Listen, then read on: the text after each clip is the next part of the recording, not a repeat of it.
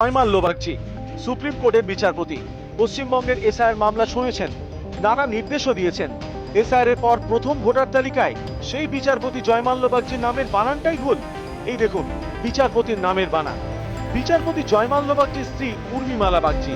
Voter তালিকায় উর্মির পর একটি আকার জুড়ে গিয়েছে। ভোটার তালিকায় উর্মিমালার স্বামীর নাম জয়মাল্যর জায়গায় লেখা জয় মলয়া, পদবিটাই নেই।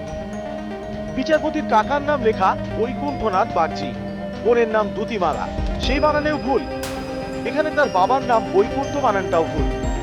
ভোটার তালিকায় একজনের নাম লেখা গীতা দাস, পদবী দাস কি ভোটার তালিকায় দাস হয়ে গেল? এই দেখুন রবীন্দ্রনাথ নয়, নাম নাকি রবীন্দ্রনাথ। এবার পদবিটা দেখুন ক সরকার, সরকারের আগে কি ক যুক্ত হয়ে গিয়েছে?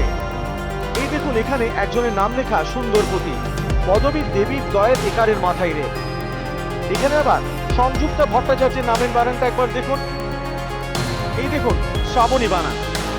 মালদার কালিয়াচক ৩ নম্বর ব্লকের বাসিন্দা এমি খাতুন, স্বামীর নাম আলমগীর শেখ। প্রথম ভোটার তালিকায় এমির নাম দাউদ মন্ডল তোলা কুম্ভীরা, স্বামীর নাম কুম্ভীরা সাবদালপুর। এভাবেই ভোটার তালিকায় ভুরি ভুরি ভুল। এর জন্য এখন ইআরও এবং এইআরওদের ঘাড়ে দোষ চাপানোর চেষ্টা করছে কমিশন। পাল্টা ইআরও এবং এইআরওদের দাবি এমন এআই সফটওয়্যার দিয়ে কাজ হয়েছে যার জেরে ঠিক মতো তথ্য আপলোড করাই যাচ্ছে না।